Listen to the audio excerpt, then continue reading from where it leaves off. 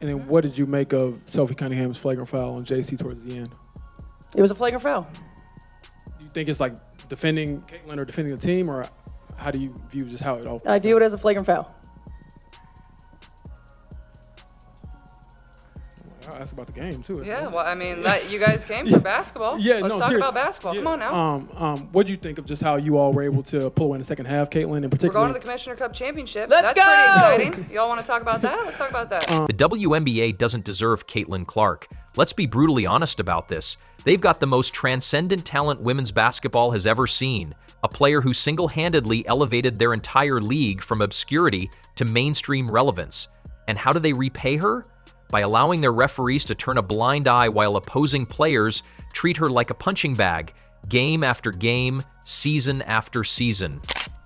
All right, enough is enough. You know, at some point, the line gets crossed too often where something needs to be done and things need to be corrected. And that is certainly the case with the way things around Caitlin Clark are officiated. This is a constant problem now. You know, it is something that since the beginning, I've kind of like backed off on, because physical play is a part of sports. You know, going after a superstar and trying to rough them up a little bit to get in their head is a part of sports. But when it crosses the line, the referees need to do their jobs. They need to do their jobs, blow the whistle, and officiate properly. And when Caitlin finally had enough in that press conference after Sophie Cunningham got ejected for doing what the refs refused to do, actually protect the league's biggest star, her response was not just deserved, it was long overdue. I don't understand why this is all happening to Caitlin Clark, who's brought so much attention to the league, frankly, revenue and viewership numbers. She single-handedly has made the broadcast rights go up, and I'm not saying she's the only one who did it. Yes, all of the women that came before her matter too, but the WNBA is doing better because Caitlin Clark is in it now. It is one of the reasons they're doing better, and a rising tide lifts all boats. Everybody in the WNBA is better off.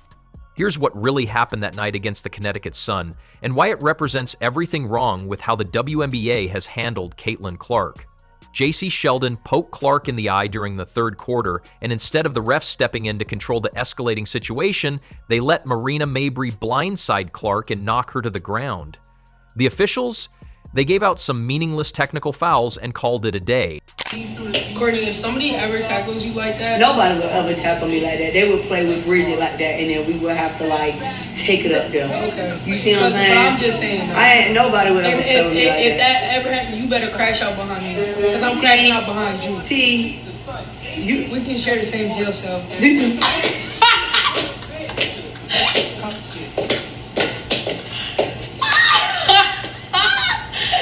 Yeah, bro. Oh my gosh, bro. Our team would crash, bro, because they would play with somebody that's like not even like. But Sophie Cunningham wasn't having it. She watched her teammate get targeted, she watched the refs fail to do their job, and she decided enough was enough. With less than a minute left in the game, Cunningham wrapped up Sheldon on a fast break and took her to the ground. A clear message that if the WNBA won't protect Caitlin Clark, her teammates will. The result? Cunningham got ejected. But tonight, she is one of the best teammates in the world. After the entire league has been after Caitlin Clark for so long, and after tonight getting poked in the eye and body shoved by the Connecticut Sun, Sophie Cunningham had finally had enough and took it into her own hands. Sheldon comes up with the steal. Sheldon goes coast to coast. And here we got another break this here as JC Sheldon. The player who finally stood up for the league's biggest star got kicked out of the game for doing what should have been unnecessary in the first place. Are we serious right now? Let's talk about the absurdity of this situation. Caitlin Clark has literally transformed the WNBA. She's brought millions of new fans to women's basketball, elevated television ratings to unprecedented levels, and made the league more relevant than it's ever been in its 27-year history. And how does the WNBA repay this generational talent who's printing money for their organization? The WNBA is not a vertical league. Their players can't jump over each other to score like the NBA. It's a horizontal chippy league. And you didn't watch the NBA for the last 10 to 12 years. It has always been physical and always been chippy. You get into a lot of collisions because there's no John Morant here. There's no Ant Edwards. They don't jump over. It's a horizontal physical league. And Caitlin Clark now is like kerosene to the physicality flame. So you have physicality in this league, and now you get this flashy player, and they don't know how to officiate her, they don't know how to defend her. By allowing veteran players to rough her up with impunity, by letting referees swallow their whistles when she gets cheap-shotted, by creating an environment where Clark has been on the receiving end of 17% of all flagrant fouls committed in the league, a statistic so ridiculous it borders on criminal negligence by the officials. Who would have thought that elevating an entire professional sports league would result in being disrespected for it? But that's exactly what's been happening to Clark since she entered the WNBA. She's breaking records left and right, filling arenas that would otherwise be half empty, and getting repaid with a target on her back that the refs seem determined to ignore. What's going on with the chip is there, and what explanation were you given for the tech that you got? I'll take the official questions. There wasn't an explanation for the tech that she got. You know, I think it was pretty obvious that stuff was brewing, right? When the officials don't get control of the ball game, when they allow that stuff to happen, and it's been happening all season long. All season long. It's not just this game. It's been happening all season long. This is what happens, right? This is what happens. You've got competitive women who are the best in the world at what they do, right? And when you allow them to play physical and you allow these things to happen, they're going to compete. And they're going to have their teammates' backs. It's exactly what you expect, right, out of fierce competition. So I started talking to the officials in the first quarter, and we knew this was going to happen. You could tell it was going to happen. So they got to get control of it. They got to be better. They got to be better. If you are enjoying, please subscribe. Finally, Caitlin Clark has a teammate who won't just stand there and watch her get brutalized. Sophie Cunningham came to Indiana from Phoenix in a 4-team trade, and she's quickly established herself as Clark's unofficial bodyguard and official enforcer, and the fans love her for it. Before that game against Connecticut, Cunningham had fewer than 400,000 followers on TikTok. Within days of standing up for Clark, she skyrocketed to over 1.2 million followers. Her Instagram exploded with more than 300,000 new followers. Her jersey sales went through the roof. Why? Because fans finally saw someone willing to have Caitlin Clark's back. This is what having your teammates' back actually means. Sophie Cunningham looked at the situation, saw that the officials were failing in their most basic responsibility, player safety, and decided to step in herself. Sophie Cunningham continues to be the WNBA's shining new star. She's Caitlin Clark's sidekick at this point. Of course, Sophie Cunningham, man, what a meteoric rise. All it took was a little bit of rough justice on the court, sticking up for Caitlin Clark after she was poked in the eye by J.C. Sheldon of the Connecticut Sun and then pushed to the ground by the Sun's Marina Mabry. Everybody got on board, and it was Sophie Cunningham mania happening around the country. Let's not dance around this issue. WNBA referees have been an absolute disaster when it comes to protecting Caitlin Clark. The pattern is so obvious that even casual observers can see it. Opposing players know they can get away with cheap shots on Clark because the refs consistently look the other way. The Connecticut Sun game was just the latest example. Sheldon pokes Clark in the eye, Mabry blindsides her and knocks her down. And what happens? A few meaningless technical fouls while the real aggressors stay in the game. Meanwhile, when Sophie Cunningham finally retaliates to send a message, she gets ejected immediately. The double standard is staggering. Clark gets called for technical fouls for showing the slightest emotion after getting hammered, but players who commit actual flagrant fouls against her face minimal consequences. It's like the officials are operating under completely different rule books depending on who's involved. The officiating in this league makes the NFL officials look good. That is crazy that entire sentence just rolled out of my mouth. Because the NFL officials are so bad that a lot of people think the game is rigged or scripted. By the way, I've seen that about the WNBA as of late too. Like, are the officials trying to navigate games in certain directions? We got to remember, there's things like prop betting, and can we keep somebody? Hey, I put $2,000 over on Caitlin Clark not being able to score 25 points tonight. The payoff on that is $10,000. When the media tried to focus on the altercations and the ejections in the post-game press conference, Caitlin Clark had finally had enough.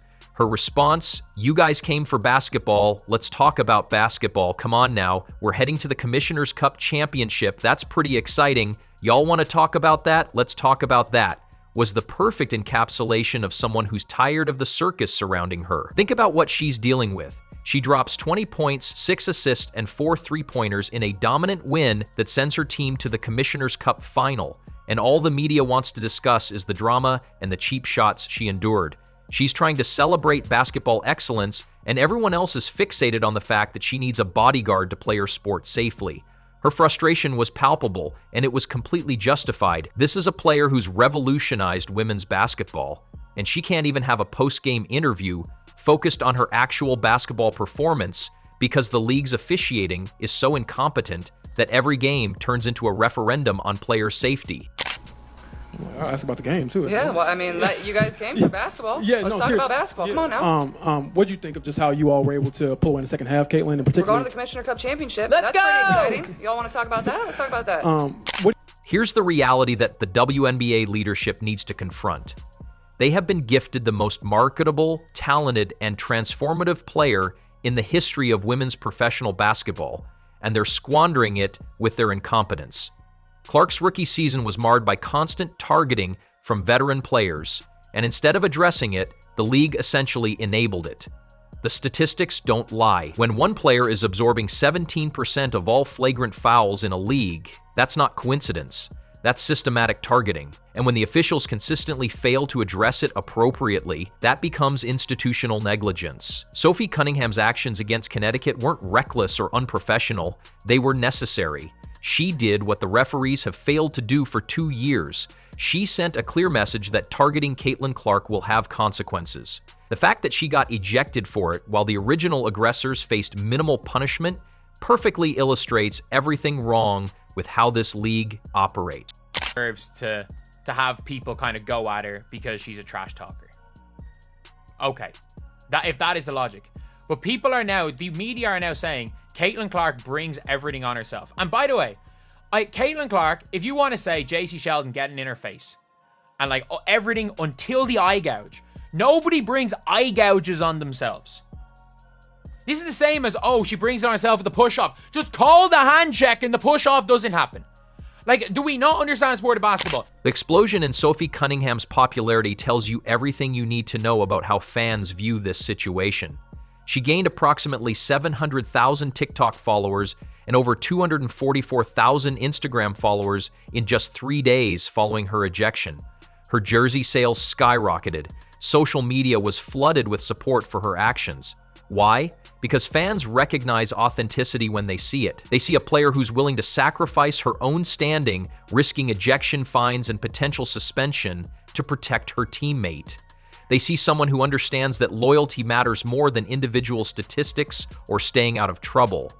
The fact that Cunningham's popularity exploded while the referees and league officials faced widespread criticism should tell the WNBA everything they need to know about who the fans support in this situation. They're not cheering for dirty play or unnecessary violence. They're cheering for someone finally having Caitlin Clark's back. 7K to more than 800K TikTok followers. When I tell you, man, TikTok truly do be showing love, man. TikTok truly do be showing love.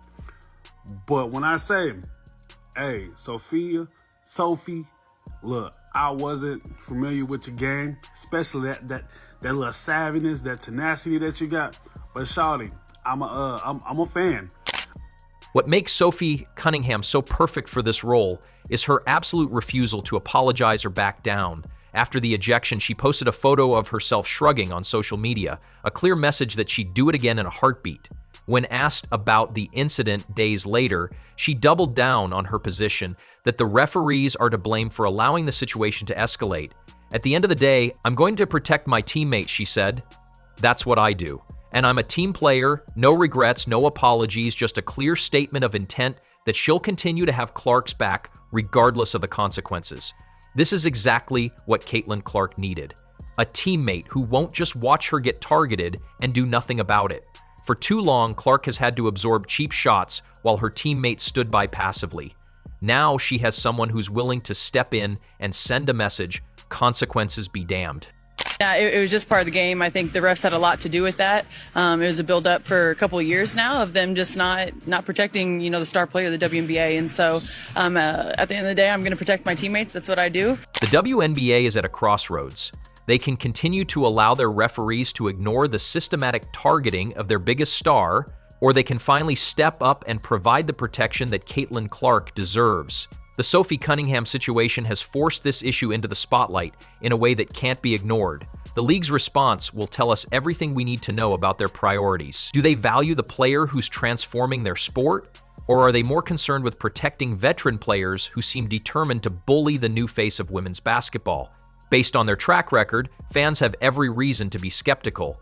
This is the same league that allowed Clark to absorb a disproportionate number of flagrant fouls throughout her rookie season while doing virtually nothing to address it. The same league whose officials continue to call technical fouls on Clark for showing emotion while letting opposing players commit actual flagrant acts with minimal consequences. Stop playing with this girl. And I'm telling you, the only reason Caitlin Clark have statues in the WNBA right now because she's white. It was dominated by black women in a black league that they want to mirror the NBA. But unfortunately, them white girls, they got an extra, they got an extra 3-point finger or something. Because this girl has done 565 games. She only played 45 games and she's one away from tying the WNBA record. WNBA record. This is her second season. And you put the numbers together, that's like 10 seasons. That girl did it in 10 seasons. That means she had one a season. Caitlin Clark is... when Caitlin Clark gets to 10 seasons, she's going to have 100 of these. As Caitlin Clark fans, we should all be grateful that Sophie Cunningham exists. She's the teammate every superstar needs. Someone who's willing to fight their battles, take the technical fouls, absorb the ejections, and send the message that their star player won't be disrespected without consequences. Cunningham has embraced the enforcer role completely, and she's doing it with style. Her social media presence has exploded not just because of the incident itself, but because of how she's handled the aftermath. She's unapologetic, confident, and completely committed to protecting her teammate. She has changed our game in the best possible way, Cunningham said about Clark in an earlier interview. Clark, I want her to go do her thing, and anything she needs from me, I'm going to be here. I stick up for my teammates. I stick up for myself. Those words prove prophetic. When the moment came, Cunningham was exactly where she said she'd be, standing up for her teammate when no one else would. She has changed our game in the best possible way in every way. And so just to be alongside of her and maybe relieve the pressure, being able to shoot and spread the court for her to go do her thing. She's still young, and I think that I've been taken under, Diana took me under her wing, and I've learned a lot from her, and now I hope to kind of do the same for Caitlin if she wants it. I just think the relationship piece is huge, and when you're trying to do something great, it takes everybody, and so I want her to go do her thing, and anything she needs from me, I'm going to be here. But again, I think that just the competitor that I am, I'm fierce, I'm sassy, I stick up for my teammates, I stick up for myself. The WNBA doesn't deserve Caitlin Clark, but thankfully, Caitlin Clark now has Sophie Cunningham. While the league continues to fail in its basic responsibility to protect its most valuable player, at least Clark knows she has a teammate who won't let her stand alone against the targeting and cheap shots. Sophie Cunningham won't go down without a fight, and she will not stop defending Caitlin Clark. That's exactly why we love her, and that's exactly what the WNBA's biggest star has been missing for far too long. The league may not have her back, but her teammate absolutely does. And honestly, that might be enough. Because when you have someone like Sophie Cunningham in your corner, someone willing to risk everything to protect you, you don't need the approval or protection of an organization that's proven it doesn't deserve you anyway. The WNBA can keep failing Caitlin Clark, but Sophie Cunningham sure won't.